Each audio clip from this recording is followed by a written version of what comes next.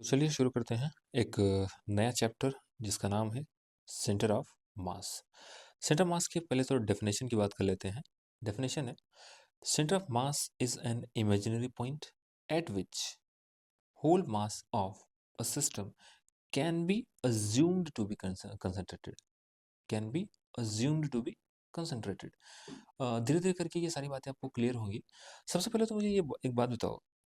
मैं आपसे क्वेश्चन पूछता हूँ और ये जानने की कोशिश करते हैं कि ये कॉन्सेप्ट क्यों यूज़ करना है हमें, हम सेंटर मास पढ़े ही क्यों, है ना? तो ज़रा बताओ, अगर मैं आपको छोटा सा ब्लॉक एक छोटा सा ब्लॉक जिसका मास है 2 केजी फ्रिक्शनलेस सरफेस पे रखा हुआ है। इस ब्लॉक के ऊपर अगर 10 न्यूटन का फोर्स लग रहा हो और मैं आपसे पूछूं कि बताओ एक्सेलरेशन की वैल्यू क्या होगी, तो आप सिंपली बताते हो कि sir acceleration is equal to होगा फोर्स डिवाइड बाई मास, और आंसर आ जाएगा 5 मीटर पर सेकेंड स्क्वायर। सिंपल, इसमें कुछ भी ऐसा नहीं है जो बहुत मुश्किल हो, है ना? पर मेरा सवाल आपसे ये है कि ये जो आपको प्रॉब्लम दिया गया है, इस प्रॉब्लम में जरा मुझे बताओ कि ये 10 न्यूटन वाला जो फोर्स है, ये एग्जैक्टली किस पॉइंट पे लग रहा है? क्या इससे फर्क पड़ा क्या आपको? ये जो एक्सेलरेशन आपने निकाला है, इस एक्सेलरेशन की वैल्यू में क्या इस बात से फर्क पड़ा कि ये 10 न्यूटन कहाँ लगा? इस वाले पॉइंट पे लगा, इस वाले पॉइंट पे लगा, इस वाले पॉइंट पे लगा, यहाँ लगा, यहाँ लगा। किस पॉइंट पे एक्ट किया 10 न्यूटन का फोर्स? कैसे फर्क पड़ा? नहीं। इसका रीजन क्या है पता है? इसका रीजन ये है कि ये जो ब्लॉक था, इस ब्लॉक को आपने एक पॉइंट मास की तरह ट्रीट किया है। पॉइंट पार्टिकल कह लो या पॉइंट मास कह लो, एक पॉइंट मास की तरह आपने ब्लॉक को ट्रीट किया है। और सिर्फ ब्लॉक की बात नहीं है, सर्कुलर टर्निंग ऑफ रोड की बात कर लो, वर्क और एनर्जी की बात कर लो, इस इन सब में जहां भी जो भी ऑब्जेक्ट आया, सबको हमने एक पॉइंट मास से ही ट्रीट किया था। लेकिन इन रियलिटी क्या जो भी ऑब्जेक्ट्स हैं, क्या सारे ऑब्जेक्ट पॉइंट मास ही है? ऐसा नहीं है। फॉर एग्जाम्पल, अगर मैं आपसे बोलूं कि ये पेंसिल, क्या ये पॉइंट मास की तरह ट्रीट किया जा सकता है क्या? नहीं भाई, इसके पास एक लेंथ है, एक सफिशिएंट लेंथ है। सिमिलरली आपके पास मोबाइल फ़ोन है, क्या वो पॉइंट मास है? नहीं। कॉपी है, क्या वो पॉइंट मास है? बिल्कुल नहीं। बॉटल, ये सारे जो एग्जांपल्स हैं, इन सारे एग्जांपल में हर एक ऑब्जेक्ट एक्सटेंडेड बॉडी है, पॉइंट मास तो नहीं है। लेकिन अगर मैं एनएलएम की बात करूं, फ्रिक्शन की बात करूं, या हम लोग बात करें वर्क और एनर्जी की, तो इन सारे चैप्टर में जो हमने कॉन्सेप्ट डेवलप किए हैं, वो सारे कॉन्सेप्ट पॉइंट मास के लिए ही वैलिड हैं। अब हम चाहते हैं कि रोटेशन वाले चैप्टर में चल के उन सारे पॉइंट मास वाले जो कॉन्सेप्ट हैं उन सबको यूज़ कर सकें। तो इसके लिए ज़रूरी है कि हम एक्सटेंडेड ऑब्जेक्ट को पॉइंट मास की तरह ट्रीट कर सकें। ठीक है? किसी भी एक्सटेंडेड बॉडी को क्या पॉइंट मास की तरह ट्रीट किया जा सकता है? हाँ, किया जा सकता है। और ये कब किया जा सकता है? जब आप सेंटर ऑफ मास को अच्छे से समझ लोगे तब। क्यों? क्योंकि इस बॉडी का सेंटर ऑफ मास अगर बनाओगे तो कहाँ आएगा वो हमें एग्जैक्ट पोजीशन पता होना चाहिए। तो भाई अगर पूरे पूरे एक्सटेंडेड बॉडी को पॉइंट मास से रिप्लेस करना चाहते हो तो कुछ तरीका होगा ना, यूं ही तो है नहीं कि किसी भी तरीके से कर दो, है ना? तो वही टेक्निक हमें इस वाले चैप्टर में सीखना है। तो अब हम क्या करेंगे कि अलग अलग सिस्टम बनाएंगे और उन सिस्टम का सेंटर ऑफ मास ढूंढेंगे। सबसे पहला एग्जाम्पल, सबसे पहला मतलब एक एग्जाम्पल में और लेके समझने की कोशिश करते हैं कि सेंटर ऑफ मास है क्या चीज़। तो ये एग्जाम्पल नंबर 2 है। Example number 2। अच्छा मुझे बताओ,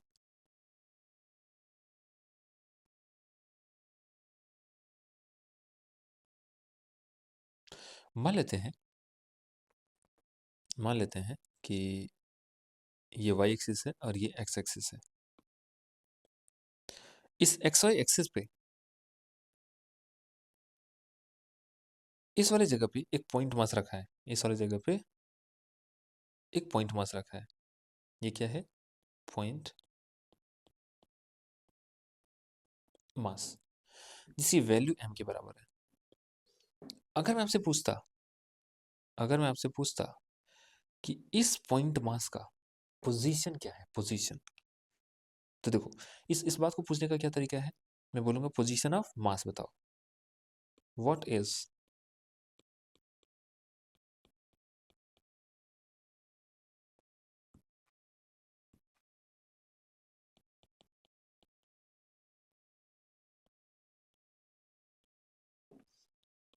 तब क्या लिखते? 0,0, सिंपल सी बात है। फिर मैं आपसे पूछता व्हाट इज पोजीशन ऑफ, बहुत ध्यान से देखना क्या डिफरेंस है। What is position of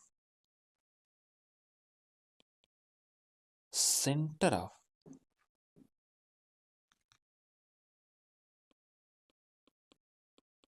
point mass. ये जो पॉइंट मास दिख रहा है, ये वाला जो पॉइंट मास दिख रहा है, इसके सेंटर का पोजीशन क्या है? इसके सेंटर का पोजीशन क्या है? अगर मैं ये आपसे पूछता तो इसका आंसर क्या लिखते आप? Again answer is same, 0,0, simple सी बात है। भाई छोटा सा पॉइंट पार्टिकल है, वो जहां होगा वही उसका सेंटर भी होगा। ऑब्वियस सी बात है, इसमें कोई डाउट तो है नहीं, है ना? सेम चीज को मैं एक और तरीके से पूछ सकता हूं। What is position of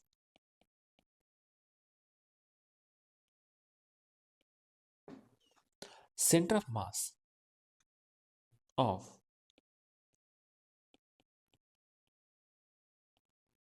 particle in vector form. अगर मैं यही बात वेक्टर फॉर्म में पूछ लेता तो क्या लिखते?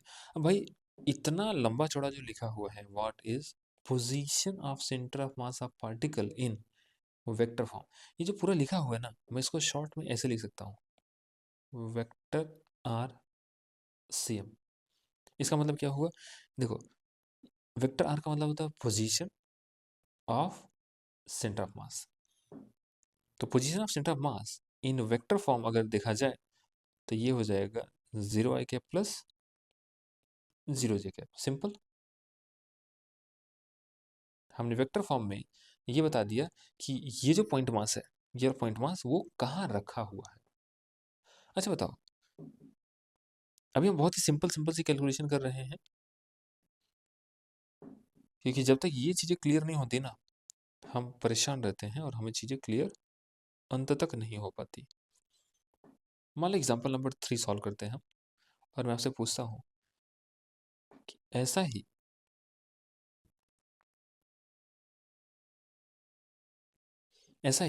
एक एक्स वाई एक्सेस हमने बना दिया, और एक पॉइंट मास है 1, 2, 3, 4, 1, 2। एक पॉइंट मास है वो इस वाले पॉइंट पे रखा हुआ है, मान लो इस वाले पे, ठीक है?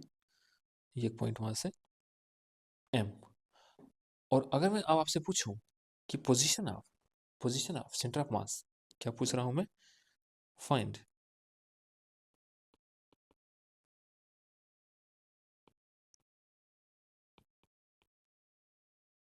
Position of centre of mass of particle, क्या लिखोगे आंसर? सिंपल। देखो 1, 2, 3, 4, 4 यूनिट तो एक्स एक्सिस में है, और देखो 1, 2 यूनिट है वाई एक्सिस में, तो इसका आंसर क्या लिखोगे आप? 4,4,2, सिंपल। लेकिन यही अगर मैं आपसे पूछा होता यही मैं आपसे पूछा होता फाइंड इन वेक्टर फॉर्म बताओ, इन वेक्टर फॉर्म बताओ। अब अगर मैंने आपसे वेक्टर फॉर्म में पूछा होता ना, तो इसका आंसर क्या होता? सिंपल, यही जो लिखा हुआ है इसी को वेक्टर फॉर्म में रिप्रेजेंट कर दो, तो क्या हो जाएगा? 4 i cap plus 2 j cap, simple. यहाँ भी कोई प्रॉब्लम नहीं थी, एक ही पॉइंट मास था, वो कहाँ पे रखा हुआ है वही उसका सेंटर मास होगा। लेकिन अगर मैंने आपसे ये सवाल पूछा होता, देखो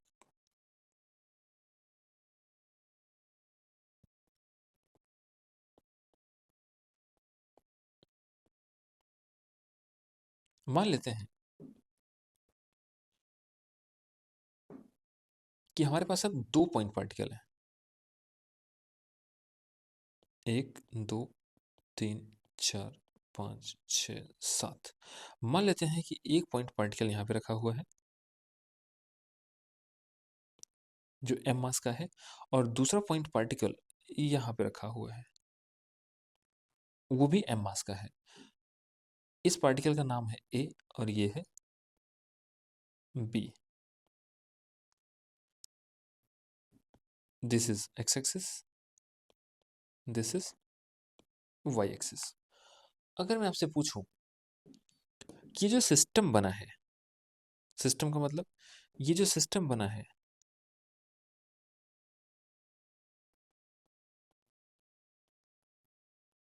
क्या ये एक सिस्टम बना? ए और बी को मिला के, दोनों को मिला के एक सिस्टम बना कि नहीं? इस सिस्टम का centre of mass of system क्या होगा? Centre of mass of system A plus B.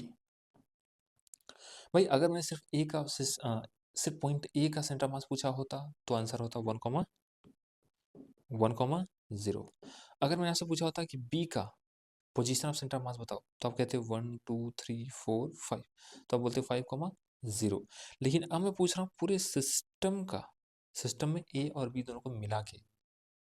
अब बताओ कि इस सिस्टम का सेंटर मास कहाँ है? इसको निकालने का हमारे पास एक फॉर्मूला है। वैसे बहुत सारे लोग, आप ही में से बहुत सारे लोग गेस कर पा रहे होंगे कि इनका जो सेंटर मास होगा इन दोनों के कहीं ना कहीं बीचों बीच आने वाला है। कैसे पता? ये दोनों सेम मास के हैं, अगर सेम मास के हैं तो उनका सेंटर, दो मासेस हैं, उनका सेंटर उनके बीचों बीच होगा। बट हम इसके फॉर्मूले की बात करते हैं, देखो बड़ा इंपॉर्टेंट है फॉर्मूला।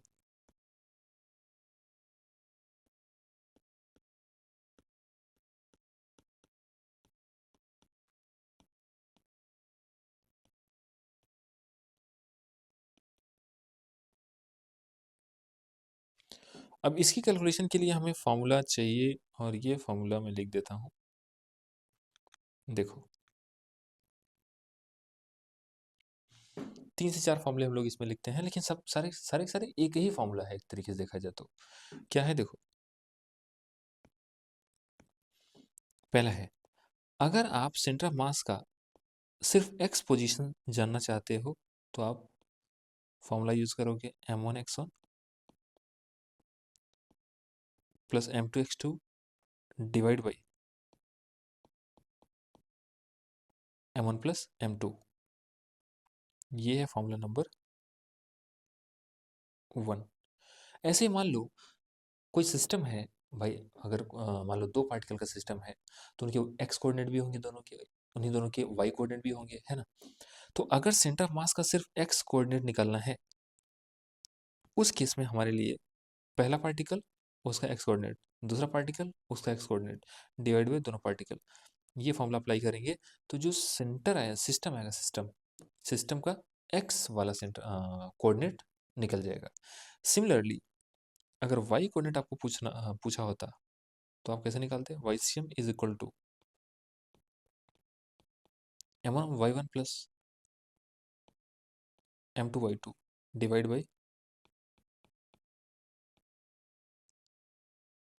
m1 plus m2। ये फॉर्मूला नंबर 2। देखा जाए तो ये फॉर्मूला और इसके ऊपर वाला फॉर्मूला दोनों, भाई इसकी बात करो या इसकी बात करो, ये दोनों सेम ही है। बस अब ये मास 1, पोजीशन ऑफ मास 1, और उसका भी वाई कोऑर्डिनेट, ऐसे दूसरा मास उसका Y coordinate divide by m1 plus m2। तो सेंटर ऑफ मास का वाई कोऑर्डिनेट आपको पता चल जाएगा। सिमिलरली अब आप खुद ही गेस कर सकते हो जो मैं आगे बोलने वाला हूँ, कि z coordinate of centre of मास कितना बनेगा? m1 z1 m2 z2 divide by m1 plus m2। बहुत ही सिंपल से ये 3 फॉर्मूले बने हमें हमारे पास। इसका एक फॉर्म और है वेक्टर फॉर्म में, इन वेक्टर फॉर्म। अगर वेक्टर फॉर्म में सेंटर मास का पोजीशन चाहिए तो आप क्या कहोगे, vector R centre of mass. Similarly जैसे ये सब लिखा है ना ऊपर, एग्जैक्ट मिलता जुलता है, is equal to m1 vector r1 plus m2 vector r2 divide by m1 plus m2। अगर आप बहुत ध्यान से देखोगे ना तो ये तीनों फॉर्मूले एक ही हैं, तीन नहीं है, ये एक ही फॉर्मूले हैं। मतलब एक ही फॉर्मूला है, इसके तीन रूप हैं। बस यहाँ पे, यहाँ x है, यहाँ y है, यहाँ z है, और यहाँ r1 r2 है। तो r1 r2 है क्या, पहला मास, पहले मास का एक तरीके से सेंटर मास लेकिन वेक्टर फॉर्म में।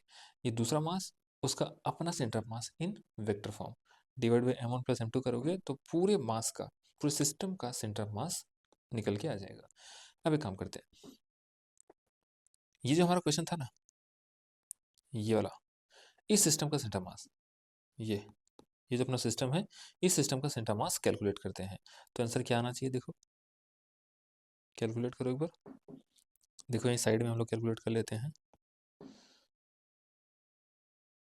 यही कैलकुलेट करते हैं। देखो अगर इस सिस्टम का एक्स कोऑर्डिनेट हमें पता करना है तो एक्सीएम इज इक्वल टू हो जाएगा, पहला मास कितना है 1, मतलब m, और उसका पोजीशन क्या था सेंटर मास का, एक्स कोऑर्डिनेट 1। दूसरा मास m ही है, उसका अपना कोऑर्डिनेट कितना है, इसका कोऑर्डिनेट कितना है 1 2 3 4 5, 5 है ना, x की वैल्यू कितनी है 5, divide by m plus m। तो ये ऊपर बन जाएगा 5 और एक 6m डिवाइड बाई 2m। तो ये आंसर आ जाएगा 3। जबकि जबकि अगर मैं YCM की बात करता, YCM की बात करता तो m1 into 0 plus m2 into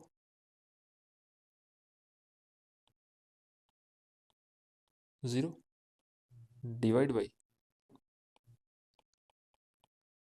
m1 plus m2। तो YCM कितना आया, YCM 0 आ गया,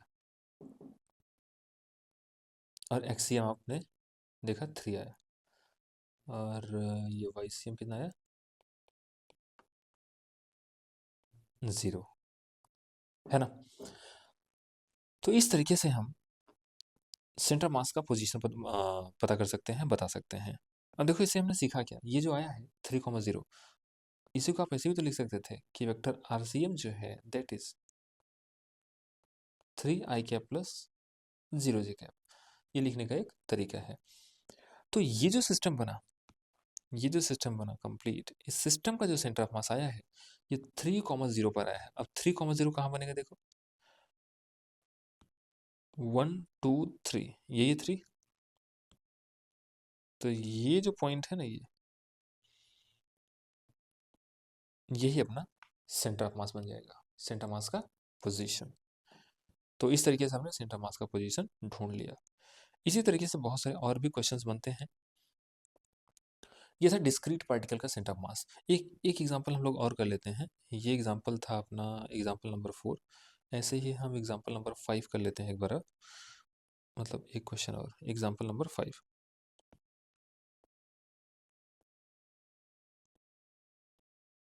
जैसे मान लो दो पार्टिकल है, एक्स कोऑर्डिनेट,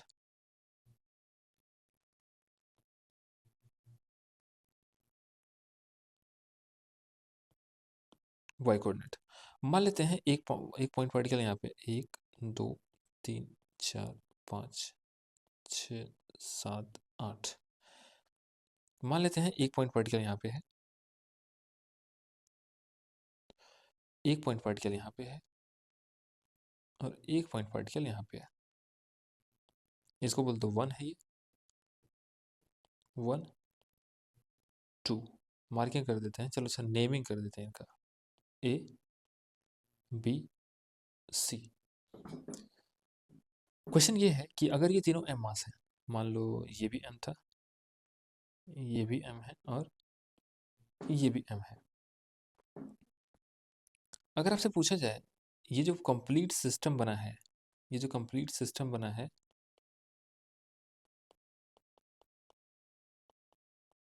ए प्लस बी प्लस सी, इस सिस्टम का सेंटर मास बताओ। Find centre mass of the system. Find centre mass of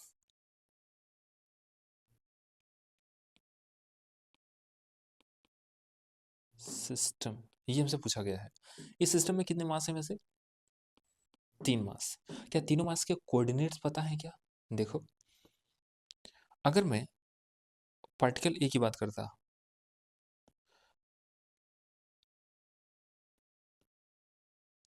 solution करते हैं, देखो सॉल्यूशन। ये जो ए वाला पार्टिकल है, ए वाले पार्टिकल कहाँ पे लोकेटेड है ये देखो। क्या ये 2,0 पे है? तो इसको आप 2i कैप लिख दो। भाई, जो पार्टिकल 2,0 पे रखा है उसको 2i cap plus 0j cap लिखा जा सकता है, जिसको मैं सिंपली 2i कैप लिख दिया। यह है R1 वेक्टर। सिमिलरली ये जो बी वाला पार्टिकल है वो कहाँ रखा हुआ है, इसको आप R2 वेक्टर बोल दो। तो बताओ, ये जो 2 वाला पार्टिकल है देखो, 1 2 3 4 5, ये 5,0 पे रखा हुआ है। 5,0 का मतलब 5i cap plus 0j cap vector form में। तो आप इसको ऐसे लिख सकते हो, 5i कैप। सिमिलरली अगर मैं सी वाले पार्टिकल की बात करता कि सी कहाँ रखा हुआ है, तो सी देखो कहाँ रखा हुआ है, ये रहा 1 2 3 4 5। 5 तो एक्स कोऑर्डिनेट है उसका, और 1 2 3, तो 5,3। अगर आप इसको लिखना चाहते, अगर आप इसको लिखना चाहते तो ऐसे लिखते ना,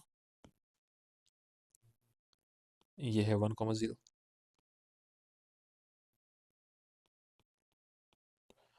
और इसका क्या लिखते हैं, 5,0, और इस वाले का क्या लिखते हैं, 5,2।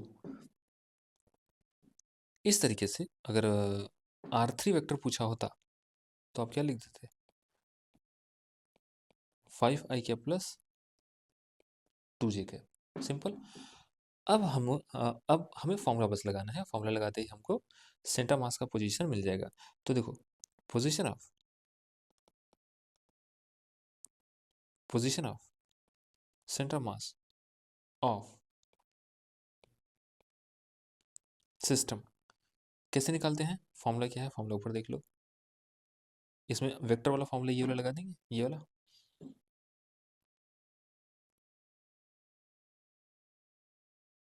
थोड़ा इसको ऊपर लेकर चलते हैं।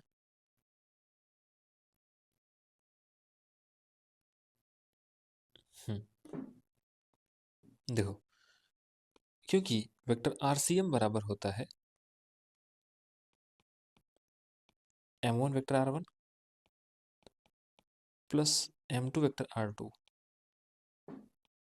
Plus M3 vector R3। अब आप कहोगे कि सर ये M3 वेक्टर R3 कहाँ से आ गया?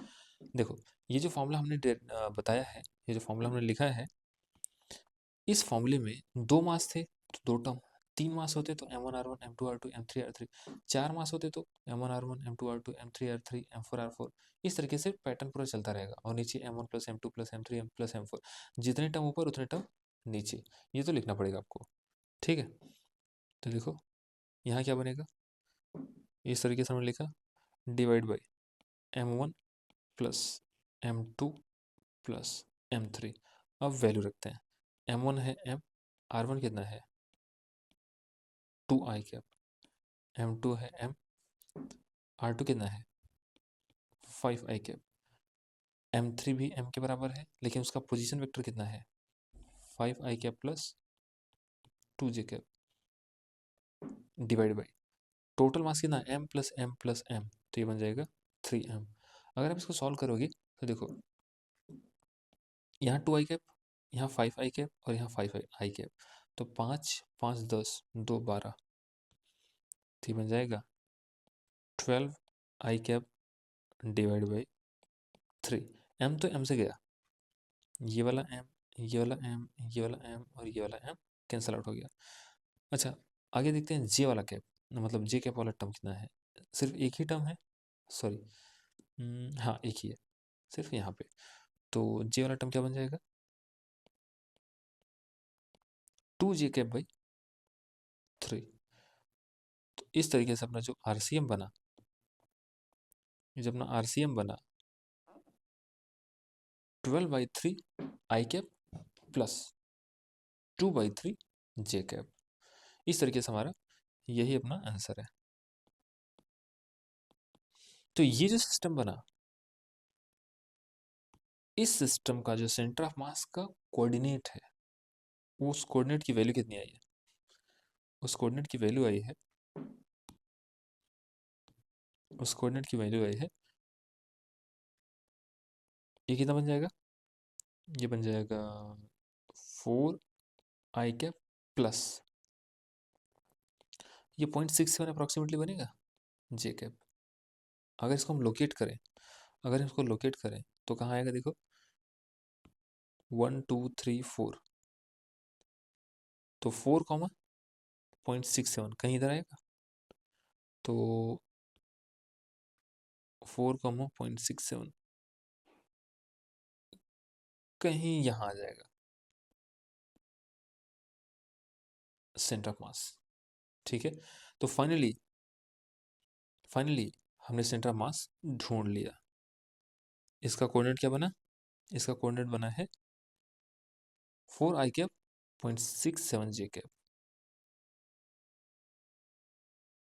तो आप चाहो तो इसको अलग कलर से दिखा सकते हो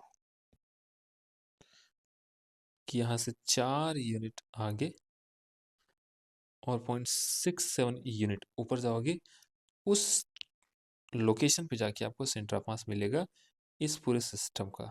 ये मास, ये मास, ये मास रखा है इसका। ठीक है, खैर इस पे बहुत सारे ऐसे क्वेश्चन बनते हैं और हम आगे कंटिन्यू करेंगे। आज के लिए बस इतना ही।